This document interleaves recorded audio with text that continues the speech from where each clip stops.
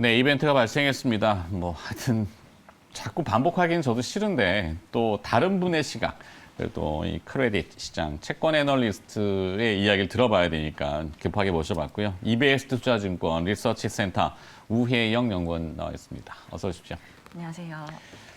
자, 오늘 새벽에 드디어 이제 점찍기 나왔죠. 네. 점도표 스티커 붙이기 하는 건데 어떻게 붙여놨길래 도대체 이 혼란이 오는 겁니까? 일단 점도표부터 말씀을 드리면요. 네. 기존 3월에 나왔던 거와 비교를 하면은 일단 올해에 대한 전망치는 동일합니다. 18분 모두 금리 동결 유지가 되었는데 투표권이 18명쯤 있나요? 네, 맞습니다. 네, 거기에 부의장, 의장해서 20명?인가? 아니요, 다 포함해서 12명의 다, 지역 여는 총재들이랑 6명의 이사들까지 포함해서 18명이고요. 홀수로 떨어져야 되죠? 맞습니다. 근데 지금 이사 한 명이 공석인 상태예요. 네. 그래서 바이든 행정부에서 아마 추가로 아마 임명을 할 예정인데 오케이. 아직 정확한 내용은 없고요. 네. 그래서 18명 가운데 18명 모두 2021년도는 동결 예상을 하고 있는 반면에 이제 바뀐 부분은 내년과 내후년 이야기입니다. 특히 내후년 같은 경우는 기존에 4명 정도가 금리 인상을 예상을 했었는데 네. 이번에는 7명으로 3명이 증가를 했고요. 사실 이것도 좀 넘어갈 만해요. 근데 문제는 23년도가 좀 문제였습니다. 네. 기존에는 11명이 금리 동결을 예상을 했었고 7명만 약간 금리 인상을 예상을 했었는데 지금 보시면은 금리 동결을 5명 그리고 인상이 13명으로 거의 2배 가까이 증가를 했거든요. 그만큼 이제 2023년도에 금리 인상을 하겠구나라는 예상이 되어 있는 상태인데 더더군다나 약간 장기 금리 예상치가 0.1에서 0.6으로 올랐거든요. 네. 이 얘기는 뭐냐면은 2번 금리 인상하겠다 그렇죠. 이 얘기예요. 23년도에 금리 2번 인상할 가능성이 높아졌다라는 평가가 나오면서 이제 이게 발표됨에 동시에 이제 주가는 급락을 했고 금리 같은 경우는 장기물, 단기물 모두 급등을 하는 모습 보였습니다. 네. 근데 이제 이제 파월 의장이 또 기자회견 하면서 점도표는 그렇게 정확한 그런 지표는 또 아니고 네. 변동성이 높은 지표인 만큼 지금 금리 인상을 얘기하기는 좀 시기상조다라는 언급을 했고요. 단기적으로 만약에 논의가 이루어진다면은 금리 인상보다는 지금은 테이퍼링이다라는 입장을 한 번 더 재확인해줬다라 보시면은 외파적인 부분은 맞지만 테이퍼링에 관련돼서는 아직까지 얘기가 크게 진전될 것 같다 보이진 않는다라고 평가하고 있는 상황입니다. 네, 어느 정도 매파적인 발언 언급이 있지만 그것도 달래는 제한선, 네, 맞습니다. 선긋기를 명확히 또 한 거잖아요. 네, 그죠? 맞습니다. 그러니까 테이퍼링과 금리 인상은 또 구분을 지었고 네. 테이퍼링을 또 이것도 세분화 들어가면은 네. 유동성을 흡수하는 테이퍼링인지 아니면 공급을 좀 줄이거나 공급을 어떻게 하는 테이퍼링인지 그걸 본격적으로 논의하는 것을 이제 9월에 할 건지 네. 6월은 이 지나갔고 네. 아까도 얘기했지만 7, 8월은 걔네들 휴가 가야 되고 네. 네. 죄송합니다. 걔네들이라고 했습니다. 그들은 네. 네. 자, 그러면 9월에 연준의 테이퍼링이 공식화될 것인지 요거는 어떻게 좀 보세요? 네, 일단은 시장에서 많이 예상하는 바가 사실 잭슨홀 미팅에서 테이퍼링에 관련된 언급을 조금 시사를 하고 9월 FOMC에서 더 얘기하지 않겠냐라는 8월에, 시각을 하고 그렇죠. 있고요. 8월 FOMC 없습니다. 아, 8월은 없나? 네네네. 휴가 가는구나. 네, 그래서 그렇고요. 그래서 잭슨홀 미팅을 하고 나서 9월에 공식화를 할 건지라는 입장이 또 있는 상황이고 대부분의 또 증권사 채권 애널리스트 분들도 그러한 전망들을 많이 하고 있는 상태이신 것 같아요. 근데 저는 이제 아직까지는 이제 8, 9월에 테이퍼링 논의를 시작했다, 약간 이런 식의 언급은 할 수 있다라고 보지만 실질적으로 언제부터 매입을 줄여 나가겠다라고 언급할 수 있는 것은 11월이 되지 않을까라 전망을 하고 있고요. 실질적으로 실질적으로 테이퍼링을 해 나가는 시점은 내년 한 3월쯤이 되지 않겠냐라고 전망을 하고 있습니다. 물론 이제 오늘 조금 매파적으로 해석된 부분들이 되게 많았고 더더군다나 또 IOER이라는 또 금리를 건드렸습니다. 그리고 물가에 대한 연준의 인식도 조금 기존과는 조금은 달라진 모습을 보였다는 점에서 매파적인 목소리가 조금 강해진 것도 전 동의를 하고 있는 상태지만 네. 아직까지 연준에서 말을 하는 고용과 물가 두 가지 가운데 물가는 좀 충족한 상태인 것 같아요. 근데 이제 고용이 아직은 조금 안 돼 있는 상태고 오늘 연준 파월 의장이 말한 것 가운데 이제 고용 같은 경우는 여름께쯤에는 좀 빠르게 회복될 수 있겠다라고 전망을 하고 있어서 아마 여름 한 8, 9월, 7, 8월 지난 지나고 나서 지표를 보고 난 다음에 조금 테이퍼링에 대한 조금 그러한 자세한 것들을 가닥을 잡아나가야 되지 않겠냐라고 보고 있어서요. 11월에 스케줄을 조금 자세한 걸 얘기해주고 그다음에 3월 정도에 시작하지 않겠냐라고 보고 있는 상황입니다. 네. 금리 인상은 사실상 지금 상황에서 내년도 사실 어려워 보인다라고 생각을 하고 있고요.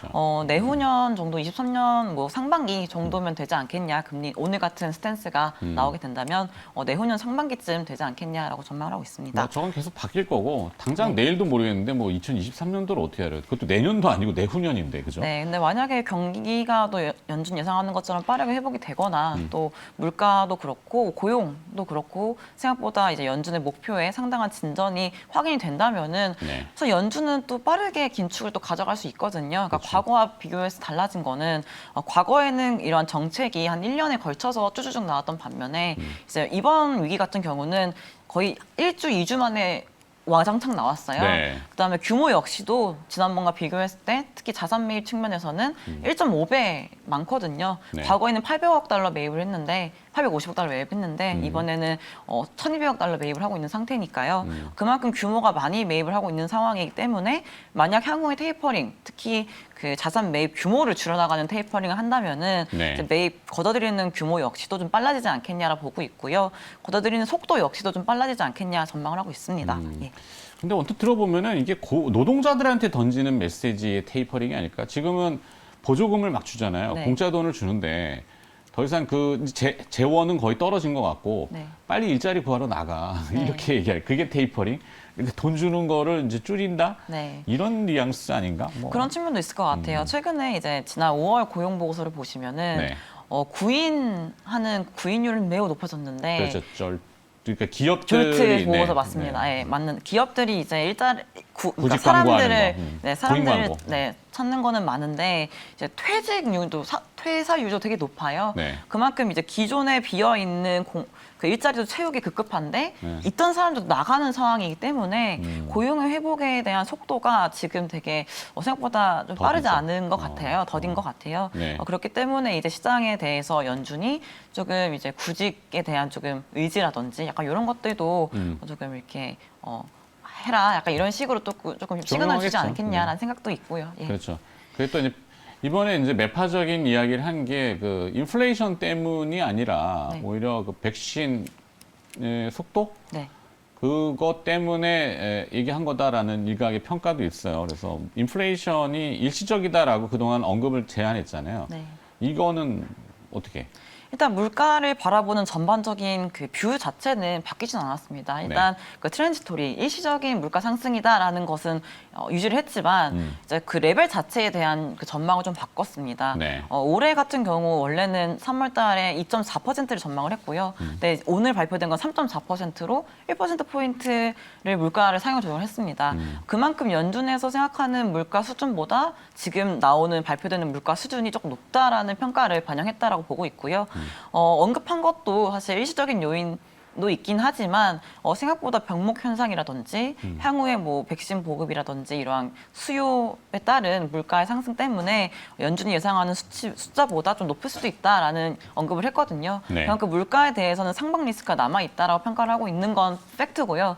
다만 그 백신 접종에 대해서는 백신 접종이 이제 많이 이루어진 것도 사실이잖아요. 그렇죠. 그래서 거의 미국은 거의 50% 넘게가 맞은 걸로 저도 알고 있는데 네. 그래서 문구 보시면은 성명 문구 보시면은 원래는 이제 백신 접종 관련된 문구가 되게 있었는데 이미 이제 많이 맞고 있는 상황이고 이거에 대한 조금 그런 접종 상황은 지금 봤을 때 많이 이루어졌다라고 평가를 한 것 같아요. 그래서 일부 문구에서 백신 접종이라는 문구가 좀 삭제가 된 부분들이 있어서 백신 접종에 대해서는 이제 그런 속도라든지 이러한 것들에 대해서는 연준에서 긍정적으로 평가하고 있는 것도 맞다라고 보시면 될 것 같습니다. 좋습니다. 네. 저도 앞에 멘트를 여러 번 했는데 자, 미국은 지금 2번의 금리 인상을 프라이싱하고 있는 적응하고 있는 관계. 우리는 4번까지 네. 어제 기준입니다. 자, 우리의 입장이죠. 우리는 어떻게 될 것 같아요?